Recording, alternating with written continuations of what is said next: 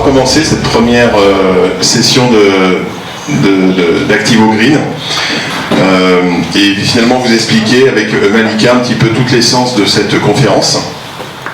Comme je l'ai dit à certains d'entre vous, on est dans un lieu magique, avec un temps presque exceptionnel, même si on est encore au début du printemps, ce qui donne toute la magie en fait à ce lieu de la Maison d'Alsace. Donc bien sûr un très grand merci à Marie que je vois devant nous, un très grand merci aux équipes pour l'organisation, à Sam et bien sûr à toute l'équipe Activo.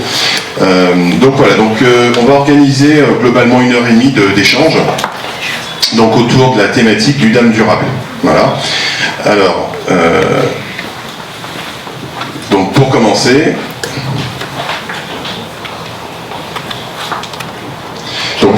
je vais donc maintenant donner la parole à Malika et qui va nous expliquer un petit peu vraiment l'essence d'Activo Green.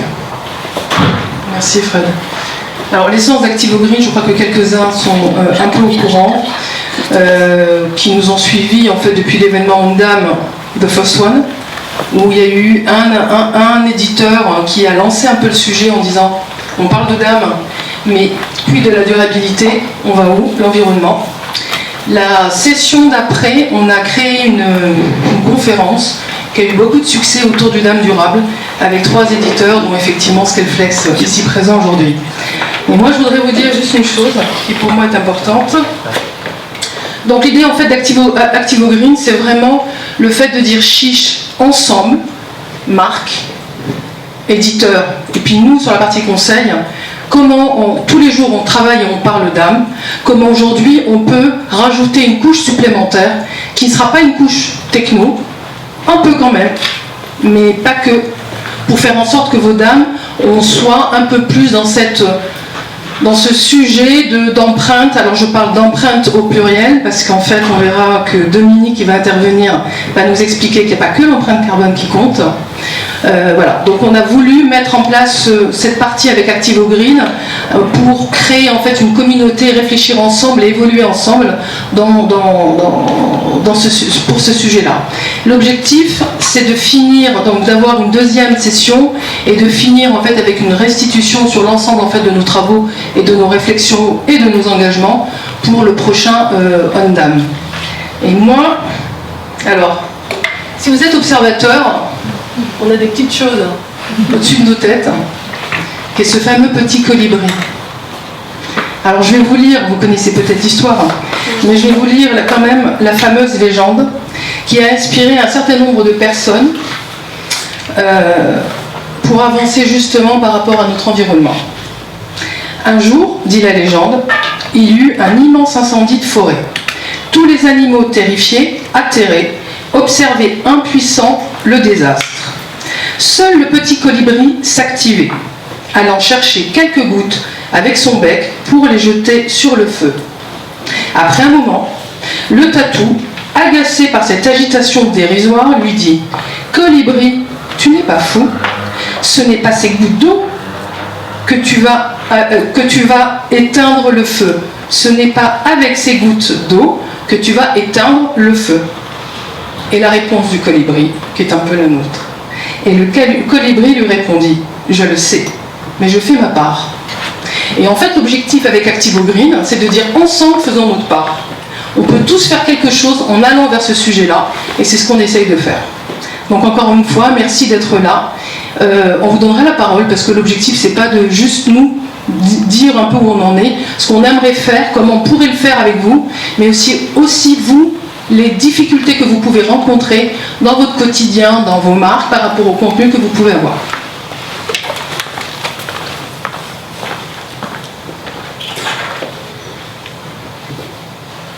Donc au niveau de l'agenda, oui, on est un peu en retard.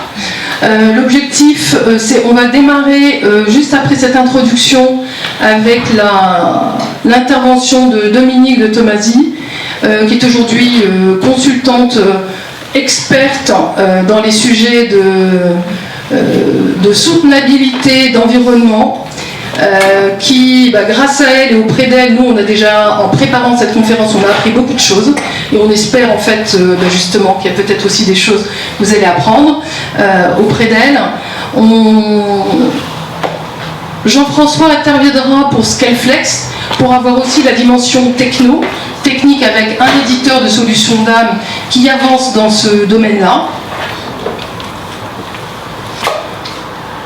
Et on finira avec un petit cocktail où on pourra échanger entre nous et nous encourager, si j'ai tout compris. Merci Malika. Alors on va faire vite une courte présentation un petit peu, puisque je pense que la plupart d'entre vous nous connaissent. Donc avec Malika, on a monté ce cabinet maintenant il y a 3-4 ans, non pas pour faire une suite finalement à ce qui existe aujourd'hui, donc on ne sera pas les McKinsey, les Razorfish de demain, mais l'idée c'est plutôt vraiment d'apporter notre expertise autour d'un sujet qui peut paraître banal, qui s'appelle le Digital Asset Management, mais qui aujourd'hui tient toute sa place finalement dans l'écosystème, dans la gestion des marques et à de nombreux niveaux. Donc voilà, donc c'est vraiment, on essaie de construire cette appétence autour d'une expertise et technique et métier. Évidemment, notre champ d'expertise ne va pas simplement s'arrêter aux marques, on va dire classiquement aux acteurs de la grande distribution. On est aussi tous les deux des grands amateurs de photos, hein. D'ailleurs je pense que vous en avez un petit peu compris, hein. Un peu des appareils dans tous les sens. Beaucoup d'entre vous sont aussi des amateurs de photos, comme Benjamin par exemple. Et je crois que finalement, je crois que c'est Malika qui l'exprime parfaitement, une image sans doute beaucoup plus que Milo. Donc d'où l'importance en tout cas de cette appétence. Mais donc c'est pour ça qu'aujourd'hui on travaille aussi pour beaucoup d'agences photo, je dirais que la plupart, hein, puisque c'est des Gamma, des Réa, des SIPA. Voilà. Et donc voici un petit peu quelques-unes en tout cas de nos références. Malika. Je pense que les références parlent d'elles-mêmes. Ce qui est important de retenir, c'est qu'en fait, il n'y a pas un dame, il y a des dames. Il n'y a pas un projet d'âme, il y a des projets d'âme.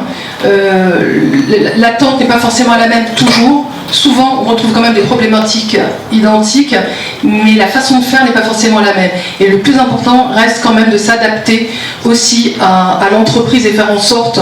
Donc, on est très métier, on est très proche des utilisateurs. L'objectif, c'est quelle que soit la solution qui est déployée, pour qu'elle fonctionne, il faut qu'on ait l'adhésion des utilisateurs et qui l'utilisent sans chouiner et donc du coup mettre les bons contenus au bon moment. Et ce qui est très intéressant aussi, c'est que finalement, contrairement à certains groupes de conseils aujourd'hui qui essentiellement vont avoir des contrats Gold, Silver avec des Adobe ou autres, finalement on joue globalement avec un certain nombre d'acteurs du marché. Donc ça peut être effectivement Adobe, mais ça peut être du Scaleflex, ça peut être du Binder, ça peut être du Nuvodia. On joue globalement avec une dizaine d'éditeurs, mais aussi des acteurs de PIM, que ce soit Akeneo, que ce soit InReader, que ce soit du Contentserve, que ce soit du Stibo. Et tout ça finalement nourrit notre expérience au fil des projets. Alors là, bien sûr, c'est le plus important, puisque au-delà de la technologie, il y a l'humain, et une bonne partie, pour une fois, de l'équipe est réunie aujourd'hui. Malika, n'est-ce pas, avec de nouvelles recrues? Oui, et puis une belle parité, dans l'autre sens. Donc effectivement, aujourd'hui, on a une équipe, Activos, c'est des experts d'âme, avec 20-25 ans d'expérience. Certains sont plus techniques que d'autres, certains sont plus orientés vidéo que d'autres. Mais ces experts ne peuvent rien faire, et on ne peut pas finir une plateforme et la livrer à des clients si on n'a pas nos équipes de documentalistes, de gestion de contenu d'une manière générale. Donc c'est pas juste j'indexe des photos, mais je réfléchis à comment faire en sorte de rendre intelligent en fait le référentiel documentaire associé aux médias. Donc une photo ça vaut 1000 mots, mais comme je dis toujours, 1000 mots, on a besoin de 1000 mots pour retrouver une photo. On peut éviter d'aller jusqu'aux 1000, mais on n'est pas loin. Et on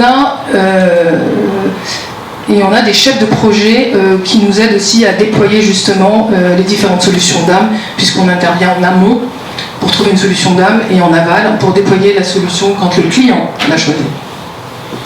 Merci Malika. Bien sûr, on va reparler du DAM, et puis vous voyez que les lettres ici, elles ont été à peu près bien conservées depuis ONDAM.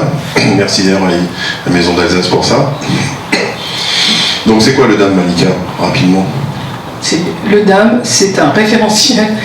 Le DAM est une plateforme qui permet de répondre de livrer des images dans le bon format, au bon moment, aux bonnes personnes. Et avec les bons droits. Donc non, simplement, le DAM, je pense qu'aujourd'hui vous êtes pratiquement tous utilisateurs de solutions DAM, voire vous êtes déjà penchés sur pourquoi avoir besoin d'un DAM, pourquoi aujourd'hui j'ai besoin de mettre en place un DAM.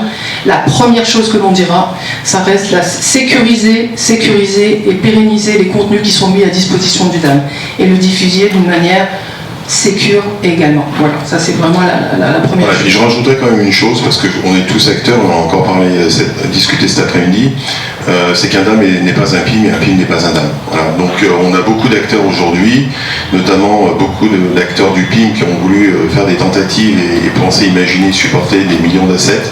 Ça ne verrait pas forcément fructueux. Donc là, c'est pour ça que le DAM est un moteur pour les assets et les métadonnées. Et ça aussi, quelque chose que l'on nourrit, nous, directement. D'ailleurs, avec aussi bien la DAM Foundation, représentée par la société AQ Equity Software à Londres, que vous avez pu d'ailleurs retrouver sur un DAM, mais aussi un engagement avec IBTC.org, avec le CEPIC. Donc ça nous tient particulièrement à cœur.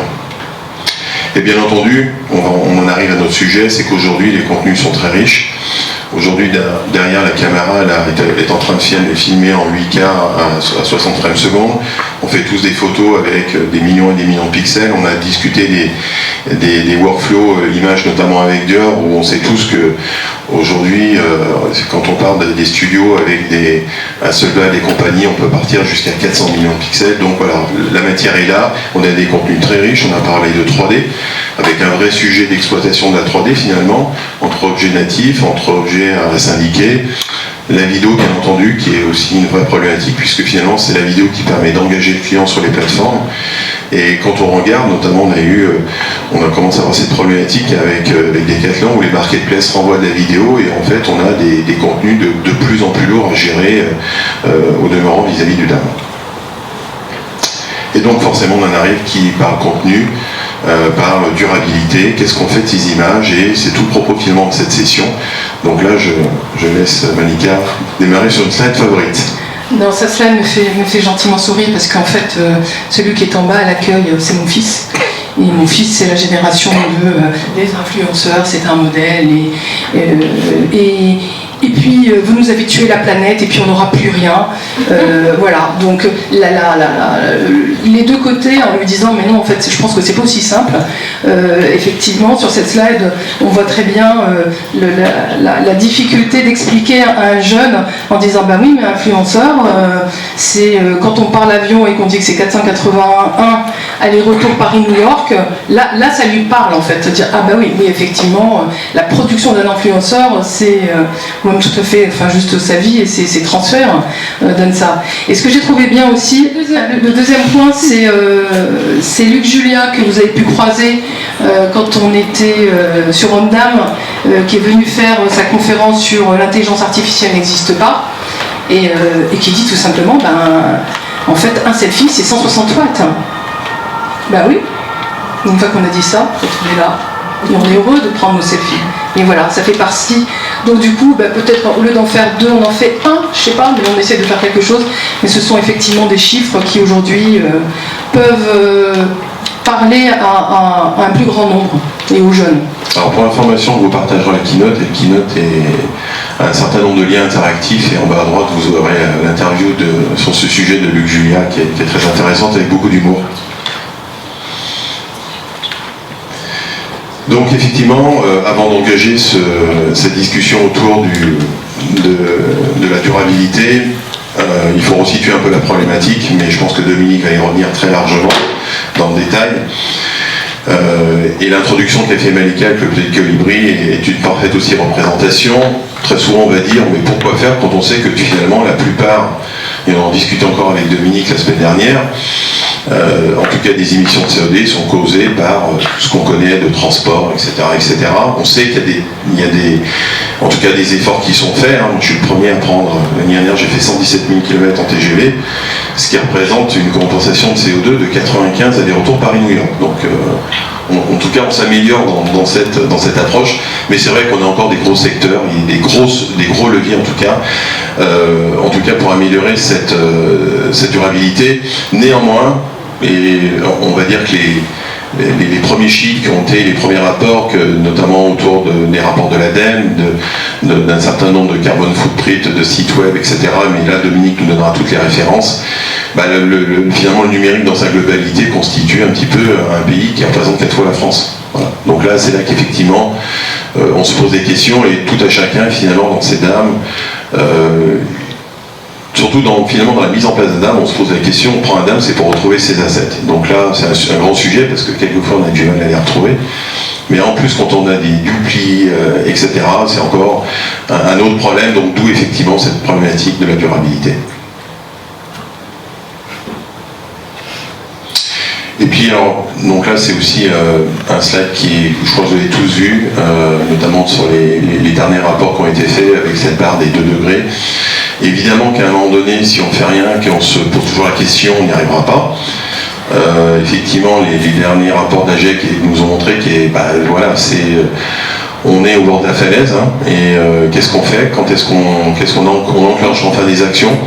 Après, je pense que globalement, et on va le voir en tout cas dans les informations que nous allons vous partager, il y a un élan qui est parti, il y a un commencé, donc il faut essayer de voir le verre à moitié plein, mais c'est vrai que la tâche, voilà, elle est longue, elle va pas se faire dans l'immédiat, et que finalement, comme le précisait Malika, ça va être le travail de tout et chacun au quotidien. Alors, je suis aussi rassuré, puisque dans les premières informations qui sont sorties de cet hiver, on s'est aperçu que finalement la consommation électrique en France a été divisée par 5, que tout le monde a utilisé un peu moins sa machine à laver, a éteint ses lumières. Donc je pense aussi que c'est une question de prise de conscience collective, et que ça prend du temps, voilà, mais que les choses vont se faire progressivement. Alors, le dernier point avant d'entamer l'intervention de Dominique, évidemment, quand on parle de partage d'informations, on a essayé d'améliorer notre expérience client. Et le meilleur moyen d'ailleurs d'améliorer cette expérience client, c'est en tout cas de fructifier l'expérience qu'on a avec nos clients au quotidien. Donc depuis le 1er février, nous avons lancé l'application Activo. Vous connaissiez sur OnDam l'application OnDam. Maintenant, si vous cherchez Activo, vous retrouverez directement l'application telle quelle, avec finalement 3 axes majeurs. Les événements, avec d'une part la partie OnDam, donc vous allez retrouver notamment l'ensemble des replays de la version OnDam Paris 2022, l'ensemble des contenus. C'est aussi un moyen de continuer à collaborer tous ensemble, c'est-à-dire que l'ensemble des inscrits de OnDam se retrouvent sur cette plateforme et vous pouvez continuer à échanger. Alors, on va clôturer à un moment donné la version Paris 2022 quand même, qu'on clôturera à la fin juin, mais on laissera quand même un certain nombre de contenus à disposition. Et bien entendu, pour servir les besoins de Green, et afin d'avoir l'ensemble du contenu dans sa poche, bien entendu, on a rajouté Activo Green. Donc dès à présent, en fait, vous allez pouvoir, avec un mécanisme d'enregistrement très simple, en scannant ce QR code, vous allez pouvoir directement tomber sur la bonne application. Vous faites le choix de Android ou iOS, et facilement vous enregistrer. Et un troisième point qui est académique, qui est notre dernière ligne droite, que nous allons commencer à livrer là d'ici la fin juin, avec aussi un gros travail de contenu, de formation, avec une finalité finalement, c'est apporter une expertise d'âme, chose qui n'existe pas forcément aujourd'hui en France, pour rejoindre ce qu'on appelle les courses classiques Rogers à Londres et à New York. Donc, pour l'Activo Green, vous allez pouvoir scanner ce QR code. Alors ce QR code est un petit peu différent, il va vous amener directement sur la plateforme qui revient en fait exactement à la partie mobilité, mais uniquement sur la partie green. Donc là, très facilement, vous allez pouvoir vous connecter sur l'interface. Malika, tu peux peut-être nous en parler un petit peu plus. Sur l'interface Activo. Sur le contenu. Sur le contenu d'Activo Green, tu l'as en fait assez bien résumé, c'est-à-dire que c'est une application qui est un vrai lien de partage entre utilisateurs. Vous pouvez poser des questions, retrouver du contenu, retrouver justement les contenus de la conférence d'aujourd'hui. Voilà, donc c'est quelque chose qu'on souhaite faire vivre. Les contenus, on va retrouver donc les contenus de la conférence, donc notre partie à nous, mais également toute la production aussi de Dominique et de Scaleflex avec Jean-François. Voilà. Et alors notamment, je remercie encore en introduction les équipes de Scaleflex qui ont été les premiers à dire oui pour nous accompagner, je crois qu'en moins de 15 secondes. Donc merci encore à vous. Et donc du coup, vous allez pouvoir retrouver sur ActivoGreen en fait un stand virtuel. Donc on vous invite évidemment à vous connecter et vous allez retrouver un certain nombre de présentations des deux produits que nous allons voir un petit peu après. Donc le DAM LDS avec FireRobot et puis la partie Cloud Image avec toute la partie syndication multi-CDN, là aussi que nous verrons basée sur des use cases. Les contacts des personnes, donc avec Amy, Jean-François, Julien, toute la team, et la possibilité de récupérer une brochure, etc. etc. Alors maintenant, je crois que Dominique, tu dois rentrer en jeu. Donc je te laisse la place et je te laisse le micro.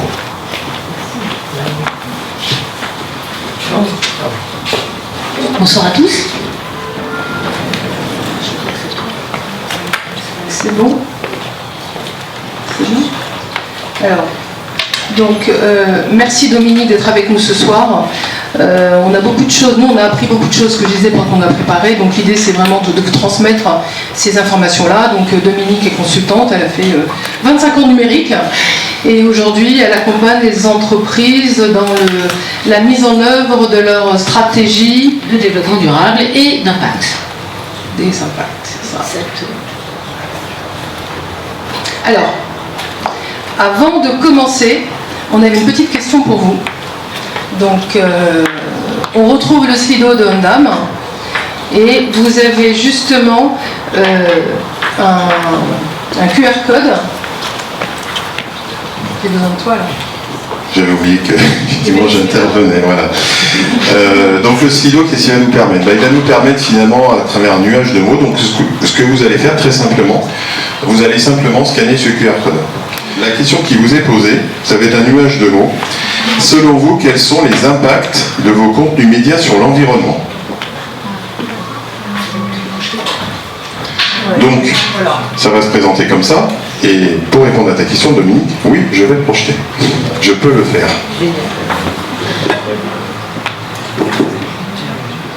Donc on vous laisse quelques minutes.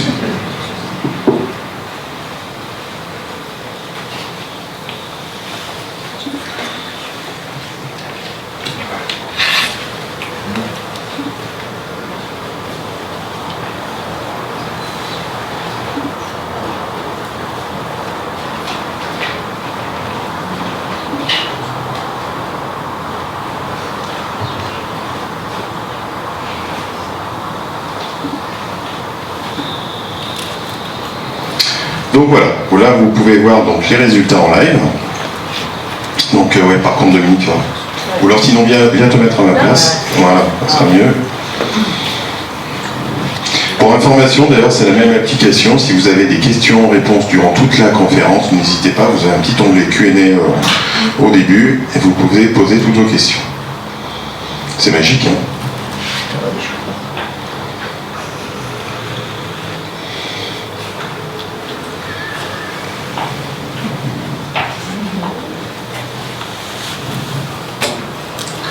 Il fait chaud, l'oiseau est tombé. C'est la veille. C'est la veille. Eh ben, les abeilles, c'est important. Si les abeilles tombent aussi. C'est pas bon. Sam, je pars au secours de la veille. Dans les frais de la facture.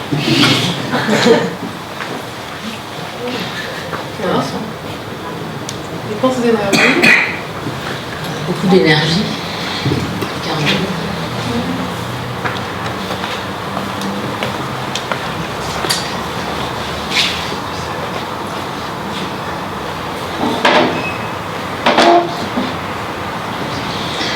Alors, bon, un petit commentaire? Au vu des résultats, on a beaucoup d'énergie, beaucoup de carbone. Je crois qu'on n'a pas. Alors on voit CO2. Bon, Voilà, CO2. Réchauffement. Chaleur, stockage. Éphémère. Faible mais non négligeable. C'est vrai. Négatif. Impact négatif. Alors si vous voulez bien, on va commencer par un petit peu de vocabulaire. Moi j'aime bien commencer par un petit peu de vocabulaire. On parle de durabilité et de soutenabilité par exemple. J'ai la lourde tâche de vous annoncer que nous sommes dans un monde qui est dit fini, dans le sens où rien n'est durable. Donc, oui, je suis l'oiseau qui dit des mauvaises choses. Pour autant, les Anglais le disent très bien, ils parlent de soutenabilité, sustainability. Et nous, en France, eh bien, traduit ça par durabilité. Ce qui est, à mon sens, une erreur. Alors que soutenabilité implique le fait qu'on va pouvoir soutenir finalement les impacts. On va voir, on a vu le mot négatif, c'est intéressant. On va pouvoir soutenir du coup, les impacts sur l'environnement ou même le social. Un autre terme qui est intéressant, c'est donc impact ou empreinte. Alors souvent on parle d'empreinte, c'est plutôt un aspect positif. On met son pied dans le sable, on laisse une empreinte, la main dans la peinture, on laisse une empreinte. Puis l'impact, ça a une notion un petit peu plus violente. Enfin, un impact, c'est quelque chose qui choque. Et donc moi, je vais plutôt parler d'impact à ce moment-là, qui choque, mais ça peut être aussi positif. Hein. Bon, vous verrez, je vais finir par ma conclusion, parce que sinon, on va tous être plombés, ça va être horrible pendant 20 minutes. Ça va se terminer. Donc ma conclusion, c'est qu'on peut aussi avoir un impact positif, en fait. Et c'est sans doute vers ça qu'il faut tendre, qu'on parle de transport, d'industrie, d'agriculture pour les 3 premiers postes, comme tout à l'heure ça vous a été proposé et présenté, mais aussi quand on parle de numérique, voire d'outils dans le numérique comme le DAM. Et puis je vais poursuivre sur le vocabulaire sur un terme qui est le réchauffement climatique. On parle beaucoup de réchauffement climatique et finalement, dans l'esprit des gens, le réchauffement climatique, c'est pas si mal que ça. On a plus chaud en été, on est envoyé de bain, c'est super, on va dans l'eau et finalement, il fait beau en mars, c'est cool. Et en fait, il faudrait plutôt parler de dérèglement ou de changement climatique. Peut-être que ça permettrait de voir les choses peut-être différemment et peut-être qu'il y aurait plus de petits colibris et d'abeilles qui viendraient enlever ou pour agir sur justement la réduction des impacts négatifs qu'on peut avoir. Juste une petite anecdote avant de poursuivre. Il y a des chercheurs là, qui se sont rendus compte en Espagne, c'est une étude qui est sortie il y a à peine 2 jours, qui se sont rendus compte que les arbres fruitiers, pour pouvoir produire des fruits, ils ont besoin d'un temps de froid en fait, un nombre de jours de froid, et ces jours de froid ne se sont pas produits en Espagne, donc il n'y aura pas d'arbres fruitiers. Alors, on mangera quand même des fruits, hein, ne vous inquiétez pas, on va les importer d'ailleurs, etc. Mais, donc ils vont devoir, eux, modifier leur processus de production des arbres fruitiers en soit déplaçant les arbres, soit en changeant les variétés des arbres fruitiers qui vont faire pousser via des techniques scientifiques qui sont également un levier. Donc tout ça pour vous dire que finalement, voilà, le réchauffement climatique, qui est en fait un dérèglement climatique, le réchauffement climatique il enlève du froid aussi. Donc voilà, pensez-y quand vous utilisez les mots, quand vous parlez avec vos collaborateurs ou au sein de vos cercles d'amis ou de famille, les mots ont un vrai sens et une vraie importance. Exactement. Et donc, vous avez parlé carbone, vous avez parlé énergie, on va parler aussi de biodiversité, on va parler aussi de social, on va parler de tout un tas d'impacts qui ont quand même lieu et auxquels on ne pense pas forcément comme ça à prime abord. Mais avant, on va parler de numérique. Et donc, c'est exactement ça. En fait, la question, c'est par rapport à l'impact du numérique, c'est quoi le numérique? Quelle partie du numérique est-ce qu'on sait décomposer? Quelles sont les parties qui pèsent plus lourd que les autres? Alors, on a l'habitude de séparer dans le numérique en 3 tiers. Les utilisateurs, personne que nous sommes, les centres informatiques et les réseaux qui relient les utilisateurs aux centres informatiques. Je vous invite, si vous ne l'avez pas fait, à faire la fresque du numérique. Je ne vais pas vous spoiler le résultat. D'ailleurs, dans la salle, qui a eu l'occasion de faire la fresque du numérique? Et il y a les deux, il y a la fresque. Alors il y a fresque du numérique, fresque de la biodiversité, fresque du climat, fresque de l'eau. Alors fresque du numérique déjà. D'accord. Oui, moi aussi. Fresque du climat. Fresque du climat. Ok, allez-y, faites-la. Bon, c'est un peu déprimant, mais c'est nécessaire. Mon métier est très déprimant. Fresque de la biodiversité. D'accord. De l'eau. De la forêt. Et alors la dernière, la fresque de la diversité. Excellente. Alors ça aussi, vous l'avez fait. Tu l'as fait? Non, mais ça me donne des idées là, parce qu'il n'y a pas eu beaucoup de mains levées, que ce soit sur toutes les fresques là d'ailleurs. Oui. Oui, alors la fresque de la diversité, alors c'est pas tant l'objet ici, encore que on va parler d'impact social, elle est vraiment excellente, elle est faite par l'ESSEC et vraiment je vous la conseille. Et la fresque des nouveaux récits aussi, je sais pas s'il y a des gens de la com ici ou de marketing, mais la fresque des nouveaux récits qui est propulsée par Spark News est aussi un vrai bijou. Voilà, je n'ai pas d'action dans les fresques, hein, je précise. Moi non plus, je suis formatrice, je suis fresqueuse, mais je n'ai pas d'action. Faites-les, c'est intéressant, ça permet d'être sensibilisé par le biais d'un jeu, et en général c'est des jeux, et c'est très intéressant aussi, ça peut nous parler à nous-mêmes. Mais je m'égare, le numérique, de quoi on parle? Donc on parle en 2019, près de 34 milliards d'équipements pour 4,1 milliards d'utilisateurs, soit 8 équipements par utilisateur. Je vous rappelle qu'on est 8 milliards. Donc ça laisse entrevoir, si on n'agit pas, petite incrémentation, je ne sais pas si ça se dit, incrémentation, voilà, une petite incrémentation dans les quelques années à venir, et l'ARCEP a lancé une étude dernièrement, vous avez tous en entendre parler de cet article qui dit que si on ne fait rien en 2050, ça va être une catastrophe. C'est vrai pour beaucoup de secteurs, et c'est également vrai pour le numérique. Le baromètre d'ailleurs du numérique de l'ARCEP indique que seulement 16% en 2019 de Français avaient un objet connecté. Ça laisse aussi entrevoir une possibilité d'évolution, une croissance en termes d'utilisation qui est assez abyssale si on ne fait pas attention. Les réseaux, alors c'est un peu moins parlant en général, mais on a 1,1 milliard de box DSL, de fibres, 10 millions d'antennes relais de 2G à 5G. On pourrait s'interroger, alors je ne vais pas en parler ce soir parce qu'on ne va pas parler de tout, mais de l'intérêt de la 5G par exemple aujourd'hui. Ça peut avoir un intérêt pour des climatologues, moins pour des météorologues. Si vous voulez, on en discutera après de la différence entre les deux. 200 millions d'autres équipements actifs de réseaux WAN ou LAN. Là aussi, je ne vais pas m'étendre, mais voilà, il y a des réseaux hors mur, et puis qui sont les WAN et les réseaux, enfin les WAN et les réseaux dans les murs qui sont les LAN. En termes de centres informatiques, on est à 67 millions de serveurs hébergés aujourd'hui, et à peu près le même nombre d'équipements qui vont avec. Et bon, c'est pas très parlant tout ça en fait. Enfin, moi, quand je dis les chiffres, j'ai du mal à avoir une vision. C'est 223 millions de tonnes, c'est beaucoup, c'est très très lourd. C'est près de 179 millions de berlines moyennes. Ça parle peut-être un peu plus. Une berline, c'est 1,5 tonnes. Et finalement, ça correspond à 5 fois le poids du parc automobile français. Donc quand tout à l'heure on voyait que finalement, le numérique, c'est 4 fois la France. Vous voyez que c'est aussi 5 fois le poids du parc automobile français. Il y a sans doute des choses à faire. Et dans la fresque du numérique, je vais quand même spoiler un peu, vous vous rendrez compte, vous apprendrez que ce qui pèse le plus lourd dans la balance, c'est finalement les devices. C'est pas les serveurs, c'est pas les réseaux, c'est véritablement les devices qu'on utilise. Alors moi je dis ça, je fais du développement soutenable de l'impact, j'ai un téléphone, j'ai une tablette, j'ai un ordinateur, j'ai évidemment chez moi une télé, enfin voilà, j'ai tout ce qu'il faut pour être un mauvais colibri. Je ne les ai pas changés, même si mon comptable m'a dit il faut dépenser des sous, je les ai quand même gardés, ce qui fonctionne encore. Donc vous allez voir que finalement dans la conclusion aussi, je finis par la conclusion, c'est très étrange, mais c'est tellement peur de déprimer tout le monde que voilà, vous allez voir que si on recycle, si on répare, et ben finalement on participe, tel un petit colibri, à l'effort de guerre, parce que je pense réellement qu'on est un peu en guerre.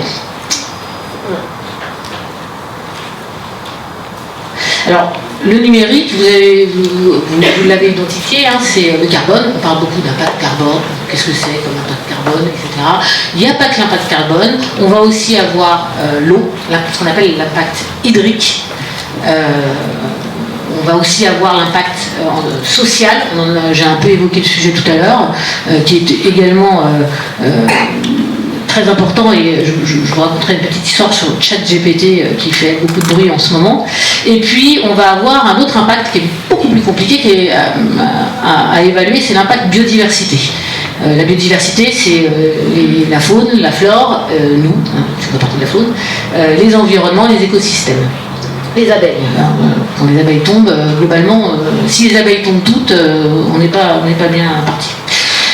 Si on s'attache à parler de l'impact carbone, là aussi je vais vous donner quelques chiffres, en essayant de les mettre en face, de les comparer avec quelque chose voilà, qui parle peut-être plus. Aujourd'hui, comme vous l'avez vu, le numérique mondial en 2019, c'est 3 à 4% des émissions de gaz à effet de serre. Alors, on parlait tout à l'heure des 3 principaux, transport, industrie, agriculture. Il faut savoir que dans ces 3 principaux, l'agriculture, par exemple, est un des plus émetteurs, mais c'est aussi un des plus grands leviers d'impact positif. Donc, finalement, on voit qu'on peut être un levier, quel que soit le secteur, on doit pouvoir être un levier pour améliorer les choses, d'une part, les réduire, éventuellement les compenser, bien que je n'aime pas ce terme-là, parce que ça donne une sorte de droit à émettre, admettons. Mais du coup, vous voyez que le DAM peut aussi, enfin le DAM ou le numérique peuvent aussi être générateurs d'impact positif, si tant est qu'on s'interroge un petit peu sur les modèles. Qu'est-ce que c'est 3 à 4% des émissions? Eh bien, c'est 1,5 milliard de salariés français qui parcourent chaque jour 25 km aller-retour pour aller travailler pendant un an. Voilà. Je redis le mot, 1,5 milliard de salariés français qui parcourent chaque jour 25 km aller-retour en voiture chaque année. Voilà. Je ne sais pas si ça vous parle, mais il y a trop de chiffres pour moi. C'est beaucoup. La fabrication des équipements là-dessus, ça pèse 79%, c'est ce que je vous disais, les devices. Alors c'est marrant parce que j'en parlais en famille, je me disais, bon, alors moi j'ai que du Apple, ça suffit, je rends tout et puis j'achète des devices qui sont offerts. J'ai une de mes nièces qui m'a dit mais non, surtout pas. Tu vas amener tes outils jusqu'à la fin et quand ils seront cassés, tu achèteras du fer. Elle me dit oui, effectivement, on va pas. Et je pense qu'à ce niveau-là, quand je dis la même chose à Frédéric, il a une réponse en termes déjà de prise en compte des matériaux en fait côté Apple que tu ne retrouveras peut-être pas sur d'autres. Je suis pas là pour faire la pub, mais visiblement c'est pas la marque la moins. Alors ils sont pas si mauvais que ça. C'est ça. Ils ont commencé à avoir un indice de réparabilité, ce qui est quand même plutôt pas mal. Je suis pas du tout en train de. J'aime beaucoup le matériel. Et ils ont. Alors on commence à réparer. J'ai été dans une boutique Apple pour réparer mon écran, donc c'est tout à fait faisable. Et surtout dans les nouvelles générations d'outils, ils sont effectivement beaucoup. Ils ont fait beaucoup de recherches et ils utilisent du matériel effectivement qui est de mieux en mieux. Ce que je veux illustrer là, c'est que si vous décidez de passer même à d'autres devices, quelle que soit la marque, en fait, surtout ne le faites pas en vous disant celui-là il est vraiment pas bien, je vais le jeter, même s'il n'est pas cassé, même s'il fonctionne toujours, puis je vais m'acheter un truc qui est mieux. Surtout faites pas ça, parce qu'en fait, c'est ce que je vous disais, c'est que 79% c'est du device. Donc on amène son device. Ça marche aussi pour sa machine à laver, son four à micro-ondes, sa cafetière. J'ai réparé ma cafetière ce week-end, pas moi, mais mon mari. Avant d'acheter, on essaye de réparer. En fait, c'est un des premiers leviers. Et c'est vrai aussi sans doute pour des matériaux comme des serveurs mais on sait que dans les DSI ils font plutôt bien les choses à ce niveau-là. En tout cas dans celles dans lesquelles j'ai travaillé. Tous les chiffres que je vais vous donner en fait sur le CO2, elles viennent de la base empreinte de l'ADEME. L'ADEME, moi c'est mon ami. C'est là où je vais chercher la plupart de mes informations surtout quand je fais des bilans carbone. Ils ont une base qui a été remise à jour là, il y a quelques jours, qui est vraiment excellente et qui est très bien documentée. Un ordinateur portable de 14 pouces, on ne va pas être loin de cet ordinateur portable, c'est 202 kg équivalent de CO2 par appareil, c'est-à-dire 900 km en voiture. Ça donne une idée. Alors j'ai pas été chercher combien il y avait d'ordinateurs portables en ce moment sur le marché, mais il y en a beaucoup. Un serveur informatique c'est environ 600 kg par appareil. Vous faites le calcul, c'est 900 km x 3 du coup. Et on va rentrer un peu dans le dur. Une heure de vidéo, ça va être 400 grammes de CO2. C'est pas beaucoup, c'est 2 km en voiture. Ouais. Sauf qu'il y a 700 000 heures de vidéos qui sont visionnées dans le monde chaque minute. Voilà. Je ne sais pas faire la multiplication, les gens qui sont à faire, ça fait beaucoup. Alors, il y a un autre moyen de calculer son empreinte carbone, c'est ce qu'on appelle l'équivalent CO2 par kilo d'euros. Je vous en parlerai après avec les méthodes. Ce n'est pas celle que je préfère, mais pour vous donner une idée, tout ce qui est service de film, enregistrement sonore, télévision et radio. Pardon ? C'est après, je vais juste en parler après. L'eau, j'ai juste un petit focus sur l'eau. C'est 310 kg équivalent par kilo euro. Donc vous pouvez calculer assez rapidement. Quand vous dépensez pour faire un film, 5K, 10K, 15K. Là, vous pouvez vous dire que vous multipliez par 310, vous avez l'empreinte carbone à peu près. C'est très incertain, il y a une très forte incertitude. Voilà, je vais essayer d'avancer parce que sinon je ne vais pas avoir le temps. Je vais juste vous donner un dernier chiffre sur le carbone. Les données qui sont stockées, qui sont non utilisées, et là c'est quand même ça vous concerne directement, les utilisateurs de DAM, ça représente 6,4 millions de tonnes de CO2 par an dans le monde. En France, c'est 1,6 million de tonnes. C'est l'équivalent de 236 000 jours de chauffage au gaz. Voilà. Données non utilisées. Non utilisées. Donc ils sont sur un serveur et qu'on n'utilise pas. Ah Benjamin, c'est ce qu'on disait tout à l'heure. Si on regarde l'eau, très rapidement, alors on va rentrer dans des impacts qui sont très compliqués à quantifier. Le carbone, on a de la méthodologie, je vais y revenir après. L'eau et la biodiversité, je mets le social un peu à part, c'est plus compliqué parce que voilà, en termes d'abord de périmètre, on va être sur du périmètre plus géographique sur l'eau, hein. On ne va pas avoir le même impact dans le Sahel qu'au milieu de l'Islande, évidemment. On ne va pas avoir le même impact dans les pays du Sud où on a du mal à avoir un verre d'eau versus les pays du Nord où on n'a pas cette problématique-là aujourd'hui, même si elle commence à toucher nos piscines dans le sud de la France. Globalement, on n'a pas le même niveau de difficulté d'accès à l'eau. Donc comment on va calculer un impact hydrique? On va calculer le volume total d'eau verte. Tout le monde connaît les trois types d'eau qui existent: eau verte, eau bleue, eau grise. Vous avez perdu? Non? Oui, tu nous as perdu. Je rappelle vite fait, l'eau bleue, c'est la mer, c'est l'eau salée. L'eau verte, c'est l'eau des ruisseaux, des rivières, des fleuves. Et l'eau grise, c'est l'eau polluée.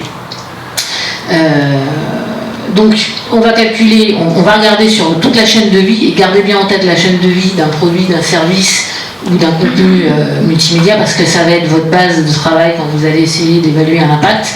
On va calculer sur toute la chaîne de vie du produit le volume total d'eau verte utilisée directement ou indirectement pour sa production, sa transformation, son utilisation et sa fin de vie. Recyclage, upcycling, ou fin de vie, et donc c'est là où vous vous rendez compte très vite que sur du numérique, c'est pas du tout évident à calculer.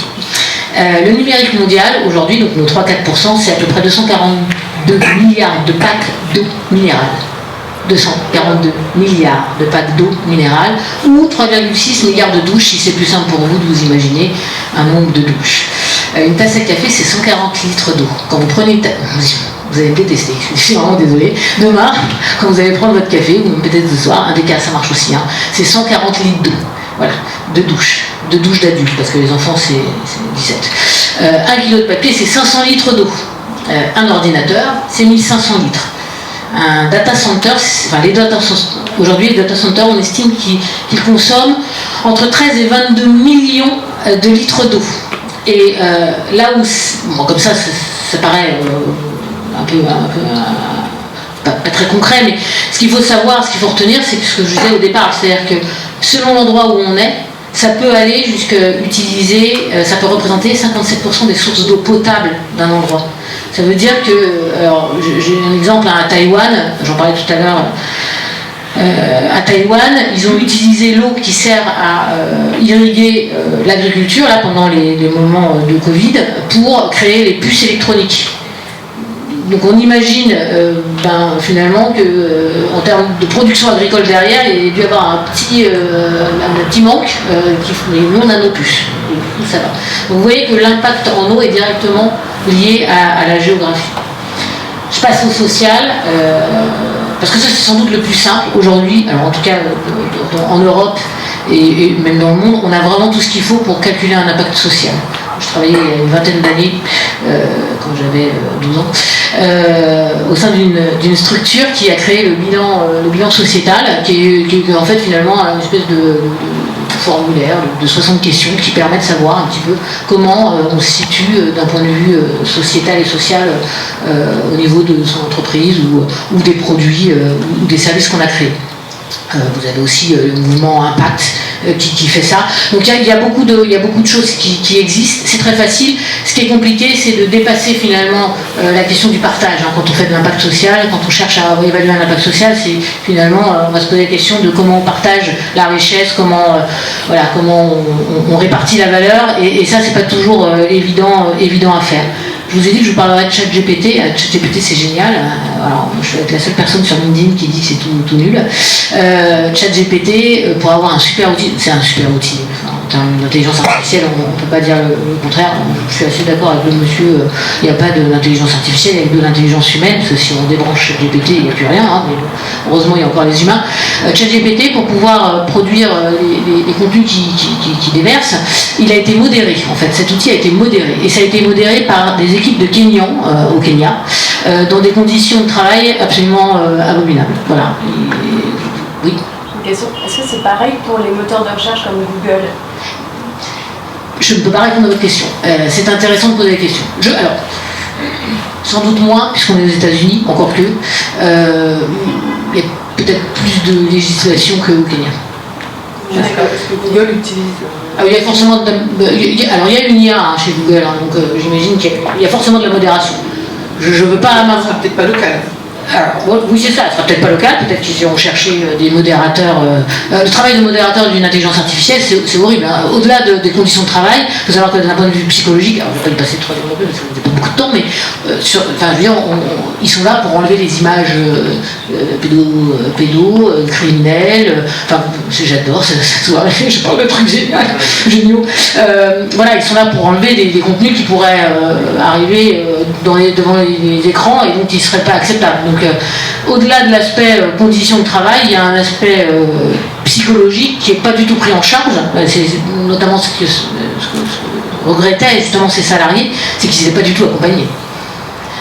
Bon, voilà, ça fait partie de quelque chose qu'on peut faire assez simplement, je pense, si toutefois on en a la volonté. Voilà, et d'agir ce sont des leviers qui sont simples à activer, surtout quand on parle de contenus qui peuvent être parfois produits ou réalisés dans d'autres pays où la législation n'est peut-être pas la même qu'en France ou en Europe. Et donc on peut s'attacher à demander aux structures avec lesquelles on travaille, aux agences, quelles sont les conditions de travail, quelle est la législation en vigueur, etc. Et puis il y a les objectifs de développement durable. Alors, on va pouvoir juste embrayer, mais voilà, il y a le Global Compact qui permet aussi de mettre une ligne sur ces sujets-là.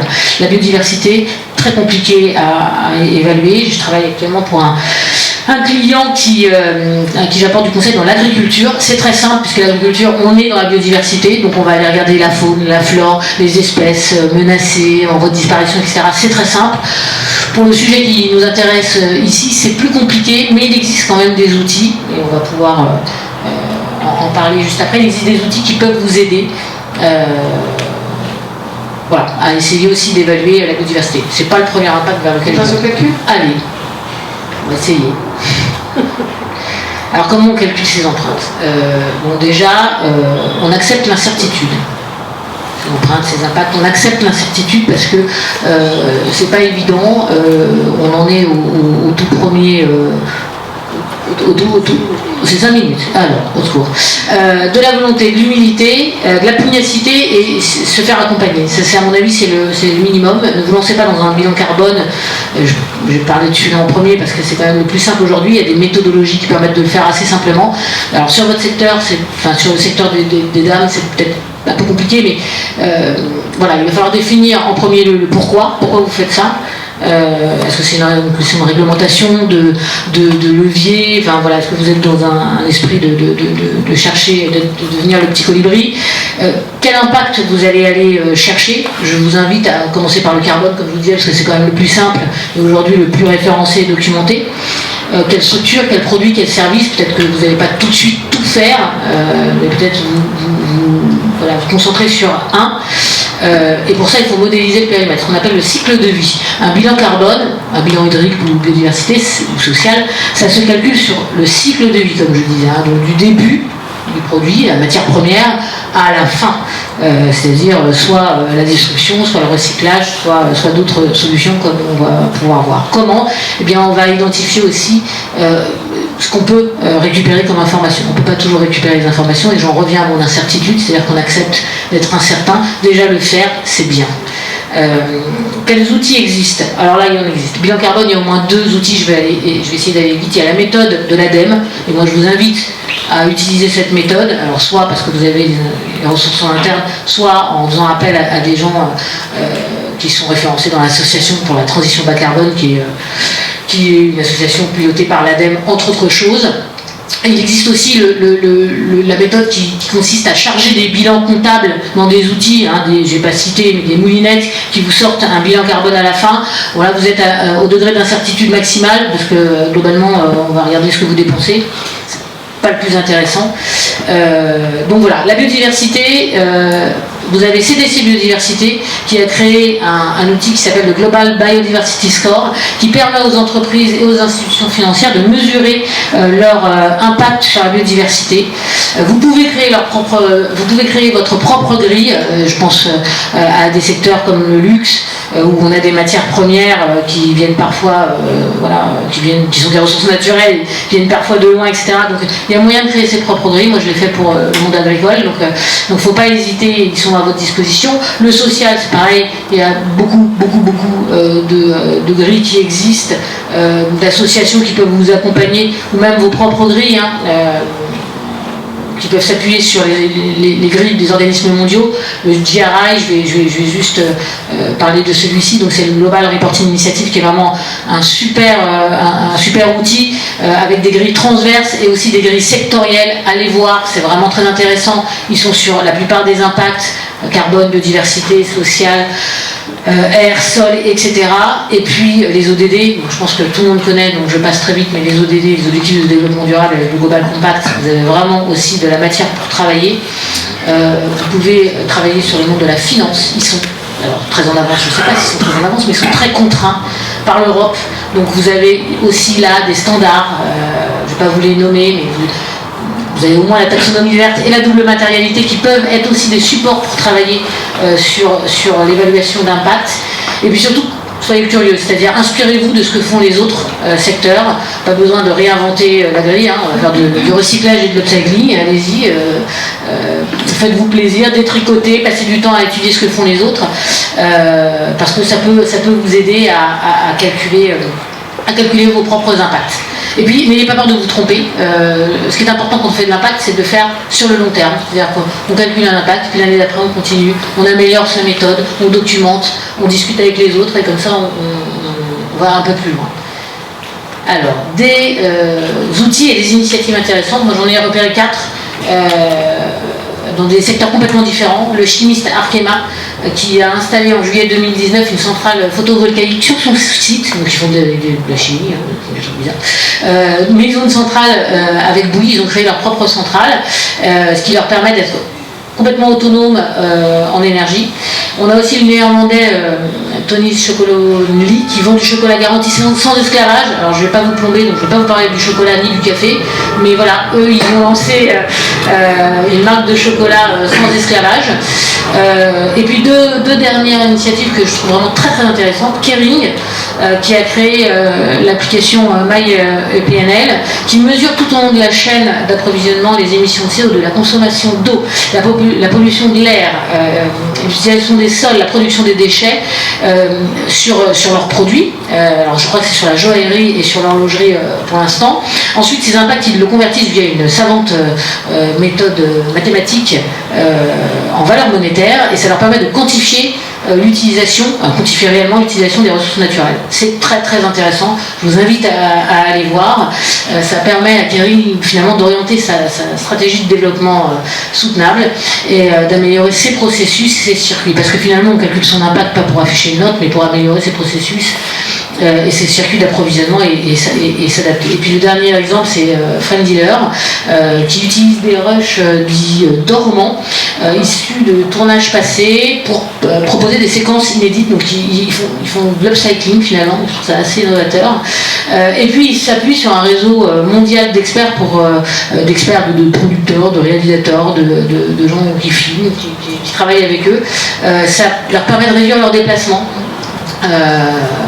Donc n'hésitez pas, il en parlera beaucoup mieux que moi, à aller discuter avec Nicolas Mélian, qui est là ce soir, qui est le CEO de Frienddealer. Il vous racontera tout ça. Et comment on essaie de quelques préconisations vite fait, très très vite fait. Formez-vous, 1 minute. Soyez sobre, c'est-à-dire allonger la durée de vie. Réduisez vos consommations d'énergie, mais je crois que Scaleflex va en parler tout à l'heure, avec les énergies renouvelables. Et puis, réfléchissez à éco-concevoir, à travailler sur vos notions d'obsolescence culturelle et réfléchir autour des notions de recyclage et d'upcycling. Et surtout, pensez à comment intégrer finalement l'environnement et le social dans vos business, dans vos modèles économiques, pour finalement, et c'est ma conclusion que j'ai donnée au début, générer un impact positif. Parce que c'est possible. Le petit colibri, il peut générer un impact positif. Merci beaucoup, Dominique.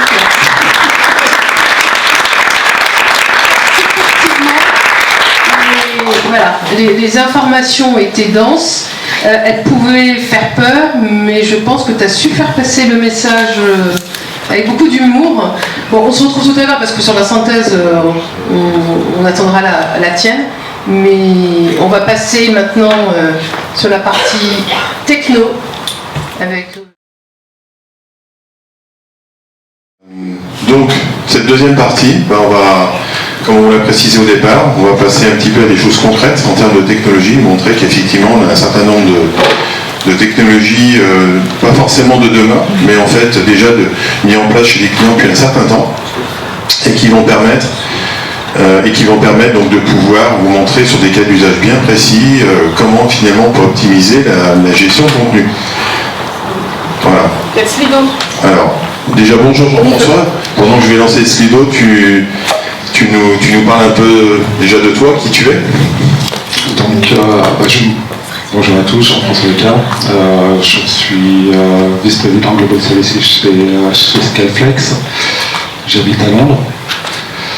Et donc j'ai rejoint Scaleflex en 2020, c'est une société lyonnaise qui s'est lancée d'abord dans le web performance. Donc tout ce qu'on fait c'était image optimisation, vidéo optimisation, travailler avec des acteurs de la web performance en général, donc optimisation de code et autres, mais avec une optique bien particulière, et best of breed sur l'image. Et depuis 2018, on a des clients qui nous ont demandé d'évoluer sur un grand nombre de sujets, quand même avoir un file server, avoir un image éditeur, ajouter des métadatas à nos outils. Et donc en 2021, on a sorti notre premier vrai DAM. Et nous, notre action, c'était de faire un DAM performant. Et en 2023, on a sorti la 3e version de ce DAM que l'on vous présentera à un certain moment dans cette présentation. Donc la question c'est qu'est-ce que vous évoque le DAM du... Ouais. Donc là je ne suis pas sur la bonne question. Non, si. Si. Qu'est-ce que vous évoque le DAM durable en un mot? Alors, parmi les... Je vais peut-être te laisser commenter, finalement, Jean-François, puisque tu es quand même l'expert en place. Direct les réponses. Voilà. Alors, optimisation des données, c'est déjà le premier point qui est intéressant. Donc là, je pense qu'on parle plus de data, d'images, de contenu média en général, donc que ce soit des documents PDF et autres. Toujours essayer de les rendre les plus légers possible. La façon, le tri qui est intéressant aussi, ça c'est pour tout ce qui est DAM et partie collaborative. Donc savoir où se trouve l'élément, ne pas le dupliquer, le partager avec vos autres équipes. L'archivage, ça rentre aussi un peu dans ce concept de partage d'informations, mais arriver à dire une image ou un document qui n'est pas utilisé, qu'il soit entre guillemets retirer de l'utilisation auprès de nos utilisateurs, mais pour que vous puissiez le garder et le réutiliser peut-être un jour. On parlait tout à l'heure de combien de tonnes d'heures d'outils non utilisés. 6,4 millions. Combien de millions? En France, 1,6. Et dans le monde, 6,4. Mais je suis pas si dur avec ceux qui le font. Voilà, je suis pas si dur avec ceux qui le font parce qu'on appelle ça de la donnée de prod et puis ça peut être réutilisé. Donc le lifecycle, effectivement, travailler avec un contenu que l'on peut suivre du début jusqu'à la fin, du moment où on va l'uploader, à sa catégorisation, à son resizing, à sa réutilisation par les collaborateurs, jusqu'à sa distribution. Ça c'est quelque chose que l'on fait très bien chez Scaleflex. Qu'est-ce qu'il y a d'autre? L'indexation, la résilience, la maîtrise de l'impact carbone. Donc là, pour la maîtrise de l'impact carbone, on en parlera un peu plus. Donc c'est effectivement, quand nous on reçoit souvent des contenus, ils sont relativement lourds. Qu'est-ce qu'on va mettre comme technique pour pouvoir justement les alléger et faire en sorte qu'ils soient distribuables sur tout type d'outils, que ce soit un site internet, que ce soit un téléphone portable, que ce soit du social media. Donc là, c'est un peu notre métier de cœur.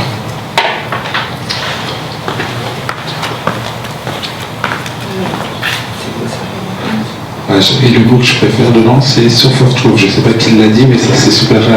C'est effectivement le but premier d'un DAM. Aujourd'hui, quand vous avez pas mal de médias ou pas mal d'entreprises qui sont peu organisées, vous avez pas mal de share drive qui sont utilisés, donc des Google Drive, des OneDrive si vous utilisez. Des Phototek Shadow. Voilà, tout le monde a une façon de garder les éléments quelque part, ou de dupliquer ces éléments et on ne sait jamais où on les retrouve. Je pense que si vous êtes dans le site innovant. Ce qui sera peut-être intéressant, parce qu'à un moment donné, quand un utilisateur adopte un outil, c'est qu'il y a une raison de simplicité, de coût, de fonctionnalité. Et quelquefois, ce que nous on le voit souvent, un certain nombre d'acteurs d'âme ne sont pas forcément dans la grande innovation. Versus des box, etc. Moi je citerai un exemple, JCPenney qui a décidé de tout arrêter, aussi bien Adobe et autres, pour passer sur box avec pas moins de 25 000 utilisateurs. Pour des questions simplement de retrouver des assets, parce que simplement on peut les mettre dans des dossiers. Voilà. Donc, et je crois que c'est aussi des problématiques qu'on a un peu chez Michelin, où finalement aussi à un moment donné c'est compliqué de trouver les assets. Donc ça aussi ce que j'aimerais c'est que pendant ton partage d'expérience, on puisse vraiment challenger les technologies, l'innovation au regard des besoins utilisateurs. Je comprendrai Les habitudes des utilisateurs. Donc, comme je disais, oui, par rapport à la source of truth, c'est exactement ça. C'est-à-dire qu'aujourd'hui, si vous allez sur un drive et vous tapez le mot sales deck, vous allez peut-être avoir une liste de 25 sales decks qui vont sortir. Si vous pouvez retrouver immédiatement celui qui est le dernier à utiliser parce qu'il a été mis à jour, je vous donne ma place. Bon courage. Ah, il n'y a personne qui veut. Donc effectivement, c'est très très compliqué et le DAM est fait pour ça. C'est-à-dire qu'il est là pour vous aider à organiser, pour essayer de diriger aussi vos collaborateurs, les apprendre à mieux utiliser les documents, ne plus les dupliquer et aussi vous être en contrôle des éléments. C'est ce que l'on fait dans la partie catégorisation, comme on disait, on va faire des fichiers, on va renommer on va faire du tagging, on va faire de la métadonnée. Donc il y a tout un tas de techniques qui sont mises en place et qui sont à votre disposition pour mieux identifier vos documents et les mettre à disposition ensuite par des méthodes d'utilisateurs, des permissions utilisateurs, de groupes. Vous prenez vraiment le contrôle grâce au DAM. Donc, si on doit parler un peu de performance. Durable. J'adore le mot technologique.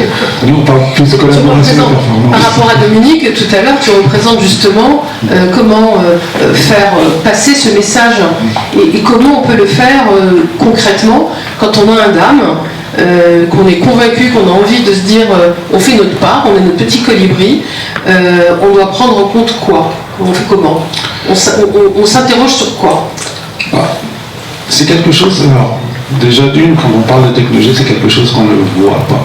C'est complètement transparent dans le sens où vous prenez votre téléphone portable, vous dites tiens, je suis en train de lire mon journal de ce matin, vous ne vous rendez pas compte que vous êtes en train de générer une consommation carbone. Vous prenez une photo, comme on disait tout à l'heure, vous allez l'envoyer à 2-3 amis qui vont l'envoyer à 2-3 amis qui vont l'envoyer à 2-3 amis, et donc toute cette consommation est faite naturellement. Aujourd'hui, je vous avouerai, si vous n'avez pas votre téléphone portable, on a un vrai problème de vie. C'est-à-dire que, personnellement, moi, quand je pars en vacances, je suis obligé de me forcer à laisser mon portable dans une pièce pour ne pas avoir le consommé. Sinon, je passe, je dirais, 80% de mon temps à checker si j'ai reçu un email, si mon équipe me demande quelque chose, ou si même mes parents me demandent si tout va bien. Donc, c'est toute cette consommation au quotidien que vous faites qu'on ne se rend pas compte. Et donc, quand on prend vraiment cet élément en fonction, on se dit, sur un site internet aujourd'hui, ça c'est des chiffres moyens, on dit que 10 000 pages vues par mois, ça consomme 211 kilos d'émissions CO2. Mais alors, il faut juste multiplier par le nombre de sites. C'est-à-dire, si vous êtes une personne qui en fait que 10 000, comptez à peu près combien ça fait avec le nombre de personnes. Je me retourne vers Benjamin et les exemples et les chiffres que l'on a et qui sont très élevés et qui montrent une performance et une utilisation des sites de Decathlon, effectivement, on est sur des chiffres à plusieurs chiffres. Plusieurs zéros. Plusieurs zéros, je ne sais pas s'il y a des zéros, mais voilà. Un chiffre qui fait plusieurs chiffres, c'est plusieurs zéros. Mais surtout, ce qu'il faut retenir, c'est que quand vous utilisez un site web ou une page en digital, entre 60 et 80% de votre contenu, ce sont des images. Donc il faut avoir cette réflexion de se dire comment ces images ont été livrées. Est-ce qu'elles sont optimisées? Est-ce qu'elles sont légères? Est-ce qu'elles sont au bon format?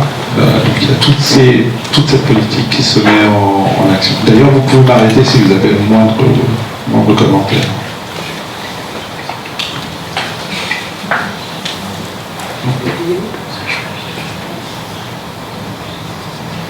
Donc là, c'est la petite vidéo de notre solution. C'est une bonne opportunité de vous la montrer, mais aujourd'hui,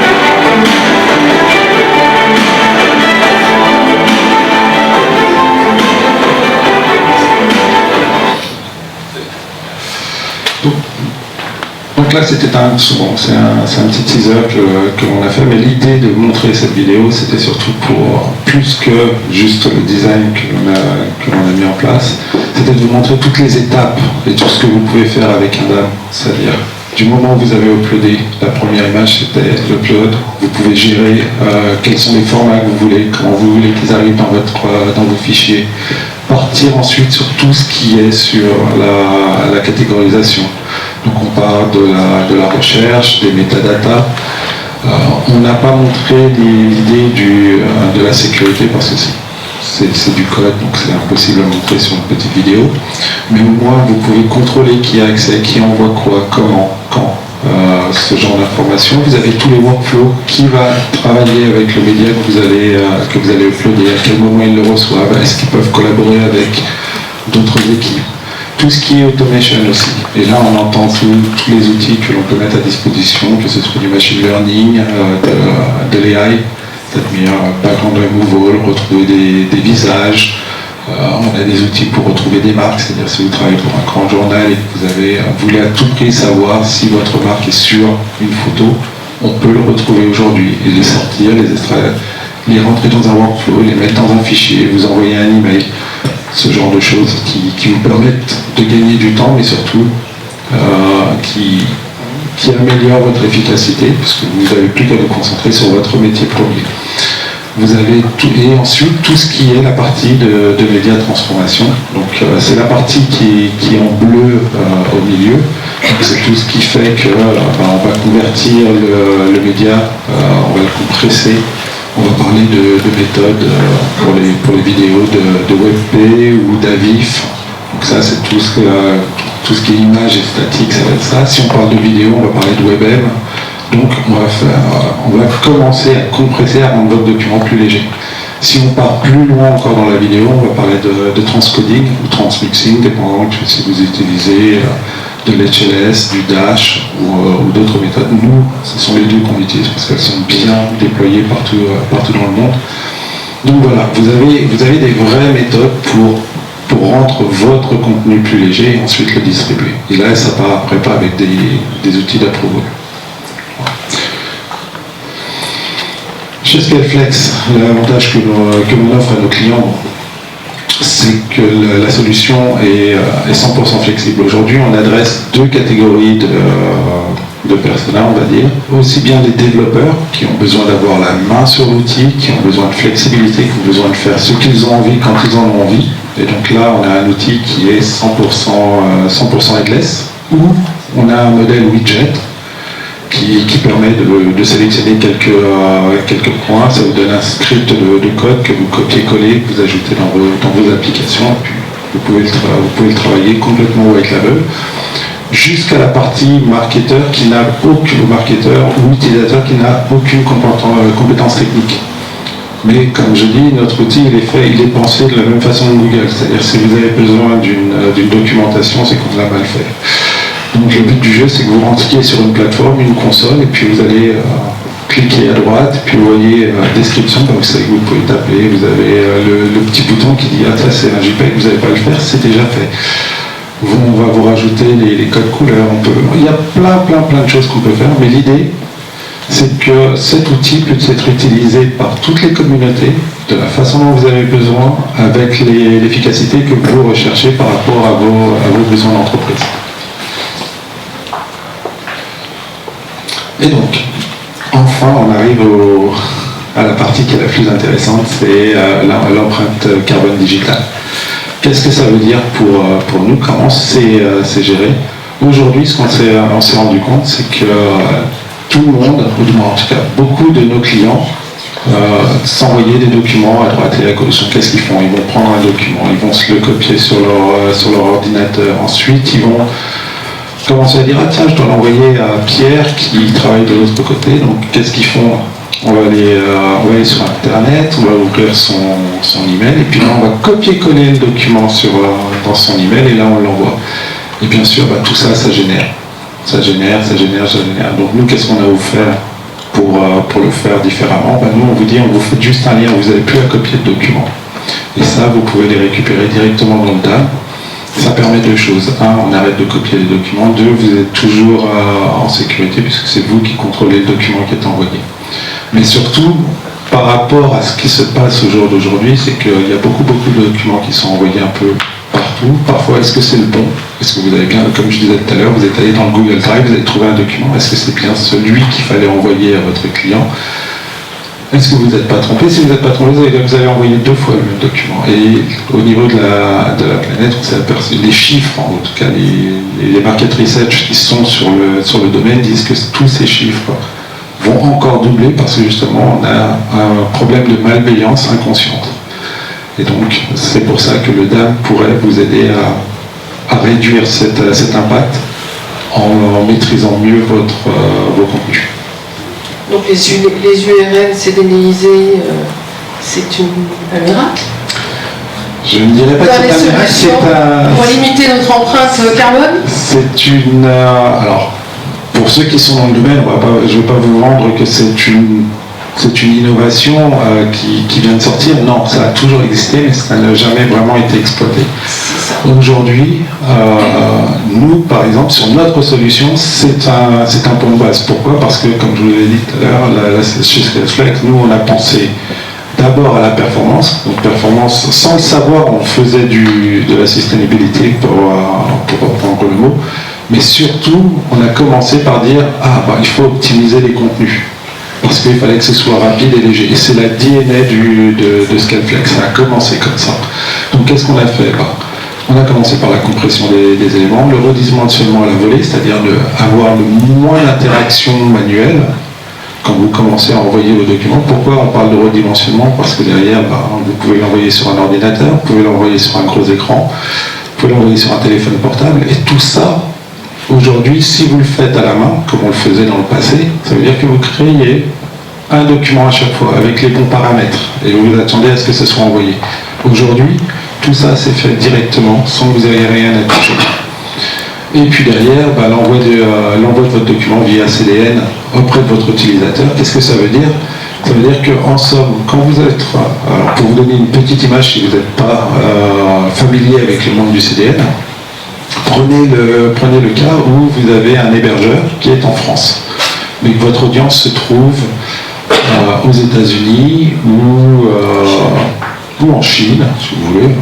Je ne suis pas fermé, on va prendre les deux points.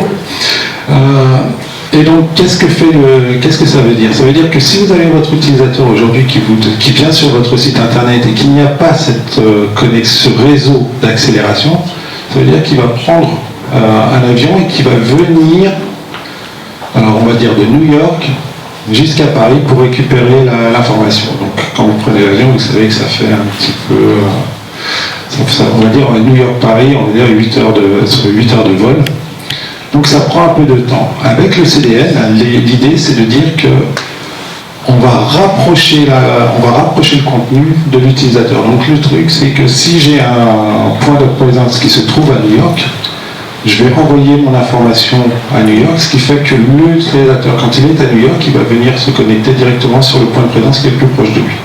Et donc on vient de passer de 8 heures à quelques secondes. Donc c'est le but du CDN en étant, et on fait la même chose bien sûr n'importe où dans le monde. On parlait de la Chine, je peux faire la même chose avec Beijing, et je peux aller pareil à Canberra si je veux aller en Australie. C'est pas le problème. C'est vraiment le but du jeu, c'est on a fait une bonne action parce qu'on a optimisé le contenu. 2, on l'a rapproché de l'utilisateur, donc c'est votre audience. Donc ils utilisent moins d'énergie pour récupérer la même information. Voilà, c'est le but de l'optimisation. Et on parle après de contenu responsive, dans le sens où quand vous avez aujourd'hui une page web, vous savez que la page web, elle se load au fur et à mesure où elle se load d'un coup si vous n'avez pas d'outil d'optimisation. Mais et ça veut dire quoi ? Ça veut dire qu'au moment où elle se load, vous avez un petit temps de latence pour commencer. Et ce temps de latence, il consomme, il va prendre toute votre page, donc vous allez un peu attendre avant de pouvoir commencer à browser, à pouvoir vous amuser, à dire « Ah tiens, je voudrais regarder la page 1, la page 2, la page 3 ». Donc avec le responsive, l'avantage c'est que l'idée c'est de consommer que ce que vous allez regarder, ou ce que vous êtes préparé à regarder sans que toute votre page vienne se mettre sur le net. Donc encore une fois, c'est une autre technologie. Bon, c'est pas nouveau, mais c'est une autre technologie qui vous aide à mieux gérer votre site internet, qui améliore la rapidité et sa conversion, mais surtout qui vous empêche de consommer de l'énergie inutilement. Voilà. C'est simple, mais je pense que, en tout cas nous, au niveau conseil et proche des équipes métiers, c'est expliquer ça, former les utilisateurs qui sont là, consommateurs des médias du DAM. C'est notre travail en fait. Vraiment de dire, voilà, aujourd'hui vous avez des plateformes comme Scaleflex qui permettent de faire ça. Il faut s'en emparer et il faut le développer. Il faut apprendre à nos utilisateurs à travailler ainsi. C'est très facile aujourd'hui de dire, je prends mon fichier, hop, je te l'envoie. Un petit Teams, hop, je te l'envoie. Ou la photo. Mais le fait de dire non, voilà, je vais t'envoyer une URL. Non, aujourd'hui j'ai une nouvelle newsletter j'ai besoin, on a changé les formats d'image, est-ce que je peux avoir est-ce que le DAM il peut me régénérer mes images? Alors j'ai du 250, non, je veux du 300. Ben, la réponse, la facilité, c'est de dire, ben, c'est pas grave, on va régénérer les 300 pour les images. Non, la réponse est de dire, je prends la fameuse URL, j'explique, en fait, je peux changer à la volée les paramètres de redimensionnement de ces images. On reste sur l'image source, celle qui a été validée, celle dont on sait qu'on a les droits. Si jamais un jour elle est retouchée, on garde ces informations-là, on upload l'image en mise à jour, l'URL est persistante, et c'est ça. Et en fait, au-delà, cette technique est là, il faut arriver ensuite à la mettre en pratique, et surtout à la faire savoir, à le faire savoir.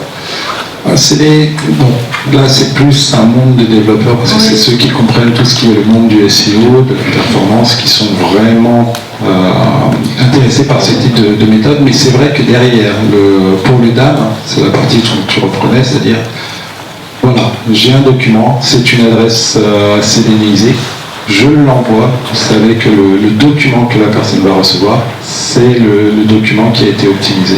Ce n'est pas le document d'origine qui est plutôt léger. Alors pour vous donner une idée, je vais dire un peu n'importe quoi, mais disons que le document, vous prenez un PDF, vous le téléchargez, il va faire 1 mégabyte. Nous, on va le prendre, faire une image, et puis peut-être à la fin faire 48 kilobytes. Donc du coup, c'est toujours le même document, mais il sera compressé avec la même qualité. Vous, à l'œil nu, vous ne verrez même pas qu'on l'a compressé. Pourquoi? Parce qu'on fait attention à la qualité du document rendu. Mais derrière, vous aurez un document léger, rapide à ouvrir sur votre site internet, sur votre ordinateur, et vous pourrez le consommer et même le repartager si vous avez envie. Pourquoi? Parce que c'est toujours un lien que vous partagez. Alors, un petit message sur l'exemple, sur le use case Michelin. Alors, le use case Michelin, il est très intéressant pour nous. Pourquoi? Parce que chez Scaleflex, on ne publie pas de chiffres gris. C'est toujours, pour le moment, on se défend de le faire, parce qu'on part toujours du principe que tous les chiffres qui arrivent sur le net, sur beaucoup d'entreprises, c'est des chiffres qui, pour nous, en tout cas pour moi, sont biaisés. Ils arrivent toujours avec un angle, ou sinon vous n'avez jamais vraiment la source, vous ne savez pas comment ils sont faits. Là, avec le cas Michelin, ce que nous, on aime, c'est que c'est le client qui nous l'a validé. Donc on a travaillé avec un partenaire pour pouvoir justement regarder, l'optimisation du code, et ensuite la partie optimisation d'image. Et on s'est aperçu que quand on a fait un premier point, ce qu'on appelle le current state, où on s'est aperçu que leur consommation était relativement haute et qu'il y avait un problème de gestion de poids sur l'image et que ça pouvait impacter le service. La première réaction qu'on s'était dit, c'est « Ah oui, c'est le CDN, c'est bon, j'en ai un, donc automatiquement tout est accéléré. » Et donc, on a pris ce premier point, on l'a laissé tourner, puis on a regardé, puis à un moment donné, on a dit « Bon, maintenant, vu qu'on travaille ensemble, on va rajouter l'optimisation d'image. » Et c'est là où on a eu la vraie surprise, où nos interlocuteurs ont vraiment réalisé. Alors ils le savaient déjà, il ne faut pas non plus prendre les personnes pour ce qu'elles ne sont pas. Ils avaient déjà cette idée que l'optimisation d'image pouvait les aider à améliorer la qualité de leur site, à améliorer la qualité de la navigation de leurs utilisateurs. Mais par contre, on était 3 dans la salle et aucun de nous ne pouvait vraiment dire ou quantifier quel serait le résultat. Et on a été bluffé. C'est-à-dire que nous, on savait que notre outil était bon, eux, ils savaient que leur site était bon aussi, mais on est arrivé à améliorer la qualité en réduisant la page par 4. Ce qui est énorme quand on part sur un site internet. Et donc, comme je disais, ce qui est beau, c'est que c'est le client qui nous l'a validé. Le client nous a dit, vous pouvez même le communiquer parce que ça peut éduquer quand même d'autres entreprises. Et donc ça, ce sont les chiffres. Donc pour le faire, ça n'a pas mis longtemps. On a mis 1 semaine pour le mettre en place, c'est-à-dire le temps de prendre les mesures et de les laisser tourner. Puis derrière, on a calculé cette réduction impact carbone. Pourquoi? Parce qu'on a pu calculer les fichiers entrants, les fichiers sortants. Donc c'était beau.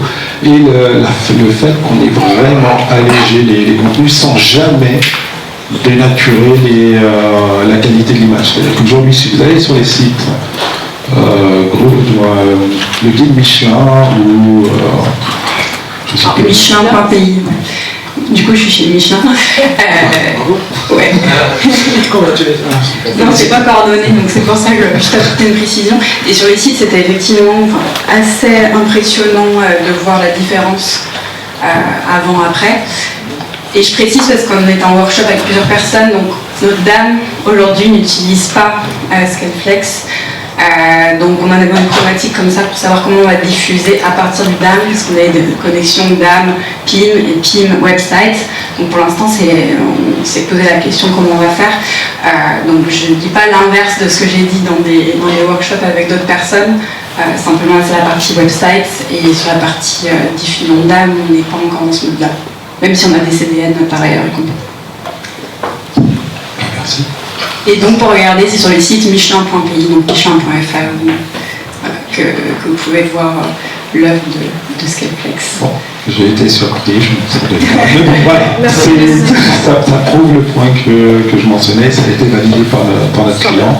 Et c'est quand même très intéressant quand c'est comme ça. Donc ça nous permet de prendre plus de poids et de réalité. C'est bien ça, là, j'en pense quoi. Ah oui, je me sens mieux.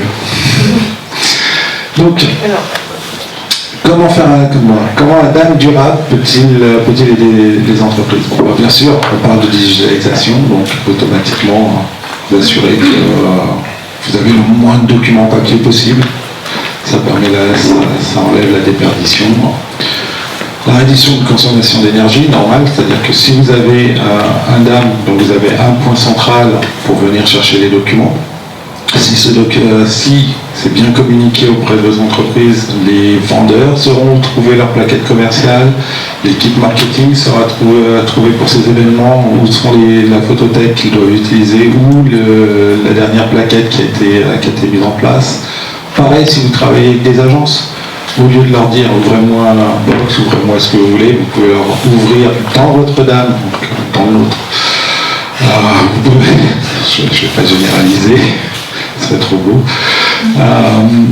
Dans Notre-Dame, au moins, vous pouvez leur ouvrir un outil qui est similaire à un Dropbox, où là, ils peuvent travailler directement de leurs outils, vous l'envoyez et ça rentre dans vos fichiers. Et puis derrière, nous, on va faire la première optimisation. Donc du coup, et pareil, pour partager, vous avez le concept de Sharebox. Donc là, l'un dans l'autre, ça va dans les deux sens. Mais l'idée, c'est vraiment d'améliorer la collaboration, puis surtout réduire l'effort énergétique de retrouver les documents. La partie réduction après carbone, je l'expliquais tout à l'heure, c'est-à-dire qu'une fois qu'on reçoit le document, si on doit le repartager, automatiquement on va nous l'optimiser pour qu'il soit plus léger. Et puis surtout, on parle de communication. Donc éviter les doublons et puis surtout les back and forth. Alors, c'est effectivement, encore une fois, nous, proches du métier et au niveau conseil, il faut faire en sorte de former, d'accompagner justement les providers et les agences qui produisent des contenus pour nos marques en disant vous les déposez sur le DAM directement. Donc c'est facile à dire, c'est pas aussi simple que ça à faire. Donc il y a un vrai sujet d'accompagnement et de suivi. Mais ça vaut la peine. Donc, ce qu'on vous montre là maintenant, c'est ce que probablement vous vivez encore aujourd'hui, c'est tous les problèmes de communication quand vous parlez d'un document. Et c'est ce que j'expliquais au départ. Vous allez créer le document, puis vous allez l'envoyer. Alors, pour certains, vous allez dire bon, j'ai ce lien sur Box et autres. Donc, vous avez déjà commencé à penser comme ça, lien pour partage, mais beaucoup d'entreprises encore aujourd'hui n'ont pas cette mentalité. Donc qu'est-ce qu'ils vont faire? On va mettre le document dans l'email, puis ils vont l'envoyer. On va commencer à en discuter, puis on va se le renvoyer encore parce que c'est la nouvelle version qu'il faut prendre. Et puis, mais entre-temps, ce qu'ils n'ont pas pensé, c'est que le document qu'ils ont attaché la première fois, il est encore attaché avec toutes les versions qui montent. Donc du coup, vous envoyez plusieurs fois le même document, ainsi que les vieilles versions dans votre email. Et donc, automatiquement, c'est pas très, je dirais, sustainability friendly. Donc, du coup, avec le DAM, vous évitez ça. C'est vraiment le but. C'est-à-dire, vous pouvez aussi modifier le document dans le DAM, puisqu'on a les éditeurs, on a ce qu'il faut, mais vous pouvez demander tout simplement à vos collaborateurs de venir, vous pouvez échanger et faire en sorte que vous n'ayez qu'une seule source pour pouvoir ensuite travailler sur le document final, qui sera ensuite mis à disposition de vos collaborateurs.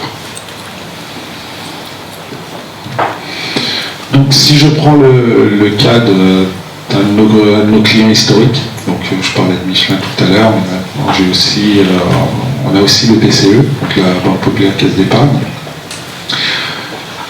On a repris en gestion tout leur site aujourd'hui. Parce que dès que vous allez, que ce soit sur la banque Natixis, je crois que c'est San Paolo, en tout cas Caisse d'Épargne, Banque Populaire, vous venez naviguer sur ces sites, vous avez quand même beaucoup d'informations qui est donnée, que ce soit pour vos crédits, pour la vie de tous les jours. Donc ça fait à peu près aujourd'hui 180 millions de requêtes images par mois, ce qui est énorme. Quand on a repris le site, ils avaient un véritable problème. Pour être sûr qu'ils loadaient toujours la bonne image au même moment, c'est-à-dire parce que leur marketing change les informations de façon régulière, mais c'était surtout, il y avait un vrai problème de poids. Ils ont plus de 40 millions de visiteurs uniques. Alors ça, c'est un chiffre aussi qui est intéressant, parce qu'aujourd'hui, on vous dit, moi, mon site, il fait 200, 500, 1 milliard de visiteurs. Oui. En vrai, ce qui est intéressant, c'est combien l'ont vu au moins une fois, parce que vous pouvez revenir plusieurs fois.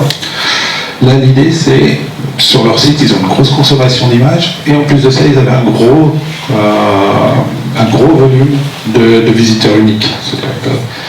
Et donc, ce qui les a vraiment épatés, c'est que à chaque fois qu'on a mis en place notre solution pour les aider à réduire les images, à chaque fois, on les réduisait minimum de 3 fois la taille de l'image.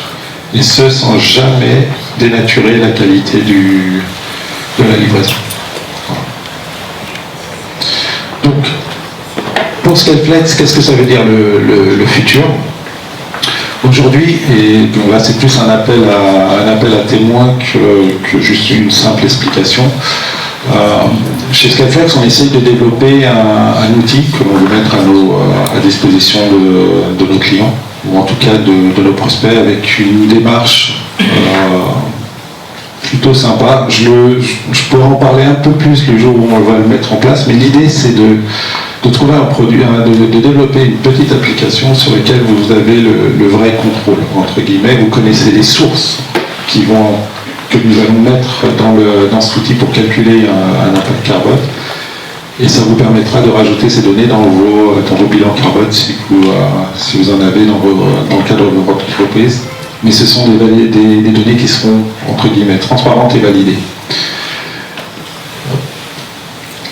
Cette application, ce serait à destination de qui? Chez le client, oui, mais chez qui? Il y a la partie, on l'a vu tout à l'heure, donc on est vraiment sur une optimisation au niveau de la distribution, sur les sites internet. Du coup, ça touche quel profil en fait, mettre à disposition L'idée, alors, ça serait dans un premier temps de travailler sur les sites internet, mais pour vous donner un peu plus d'idées, ça serait de prendre les existants, calculer l'entrant, c'est-à-dire les images qui viennent, essayer de trouver aussi l'information qui sert au processing de ces informations sur la transformation. Donc ça veut dire qu'il y a un peu de data center, il y a du CPU, il y a du serveur, je vous passe les détails, la liste est longue. Mais par contre, c'est une information qui serait très intéressante pour vous, c'est-à-dire de savoir combien d'énergie et de processing, c'est-à-dire en infrastructure, vous consommez quand vous allez transformer un document ou un set de documents. Et ensuite, de prendre ce produit final et de l'envoyer sur les réseaux.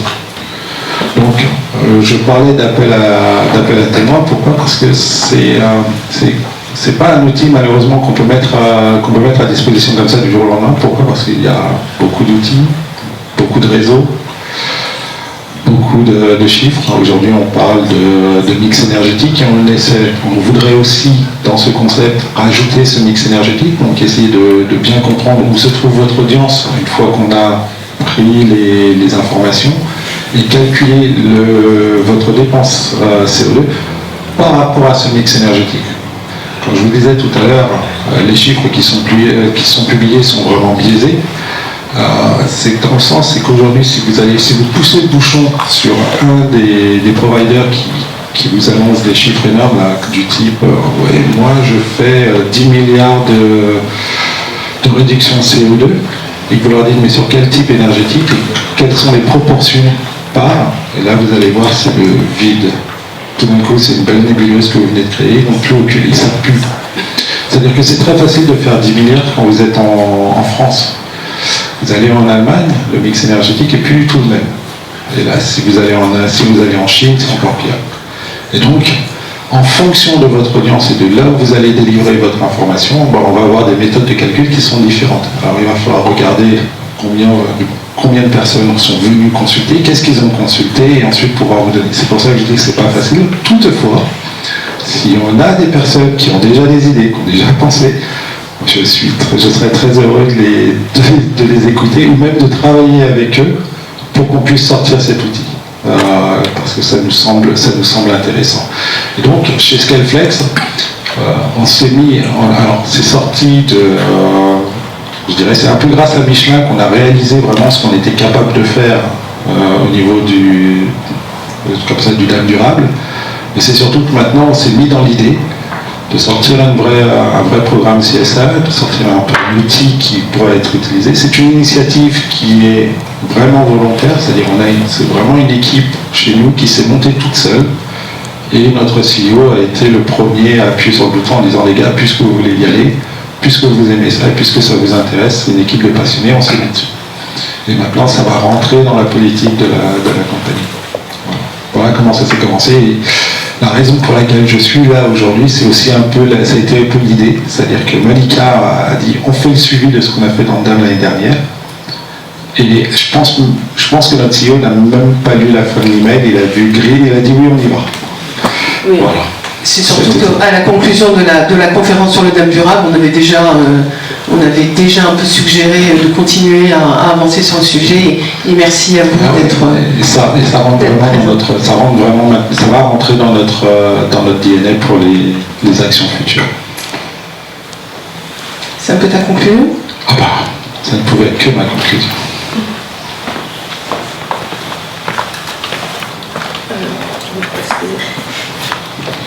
Merci Jean-François. Merci beaucoup Jean-François.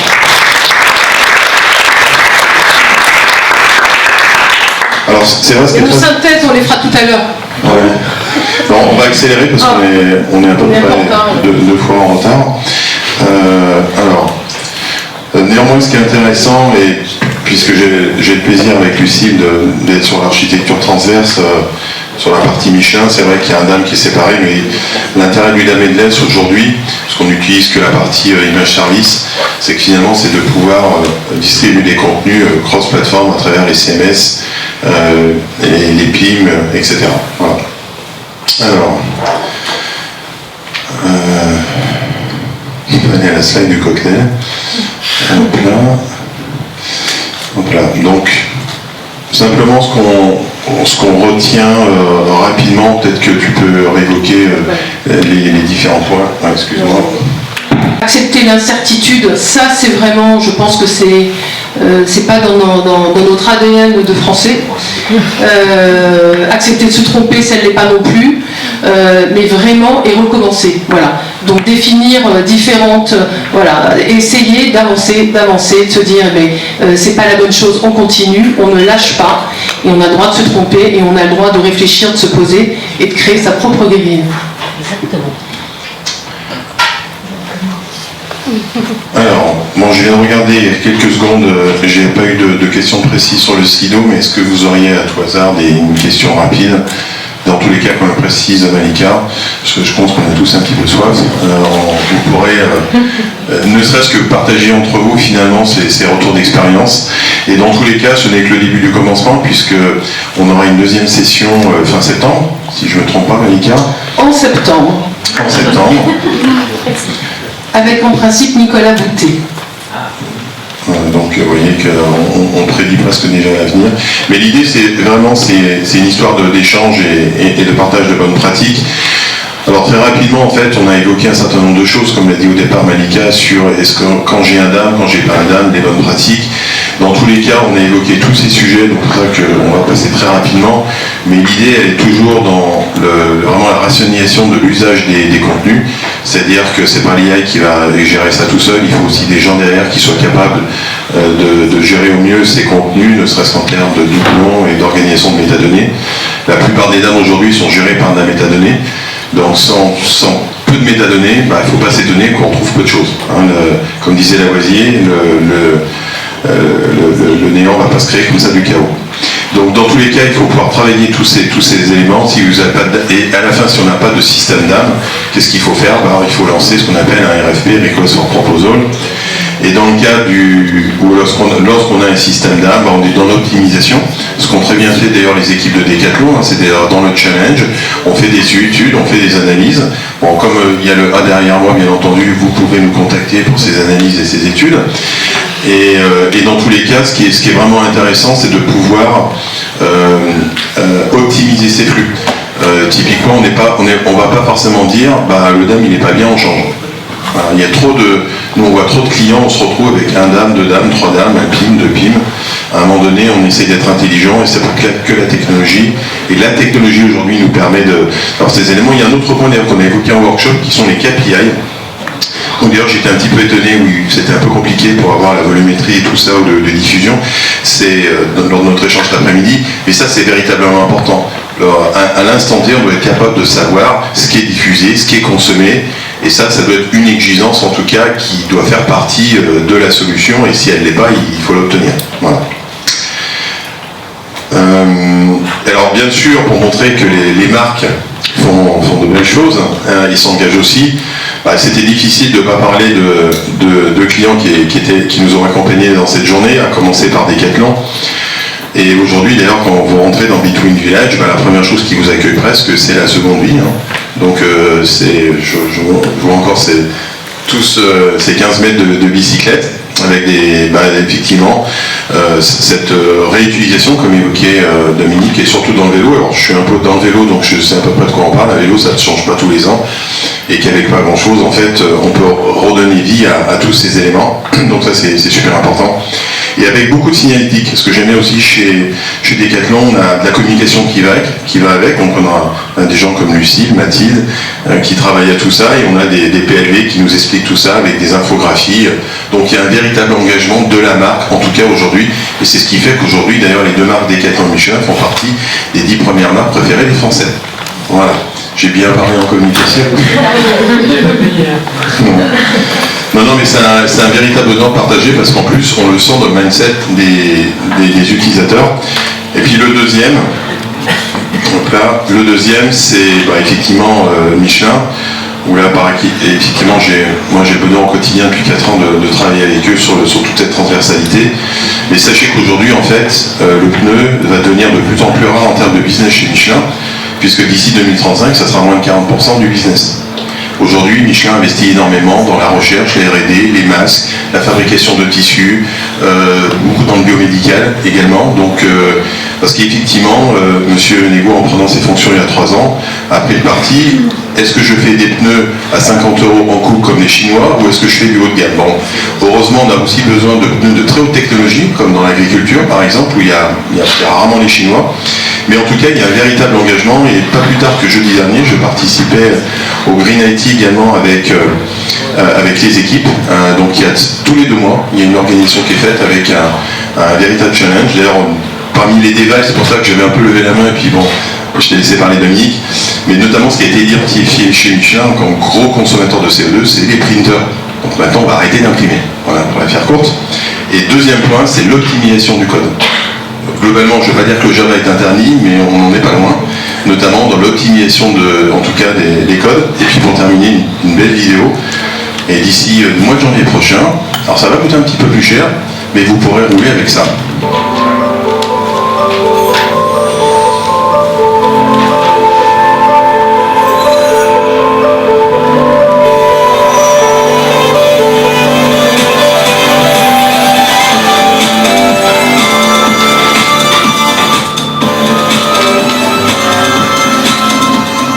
Donc c'est un pneu sans être un pneu. C'est aujourd'hui les Pneumatique Optis équipe déjà une bonne partie des utilitaires DHL en test.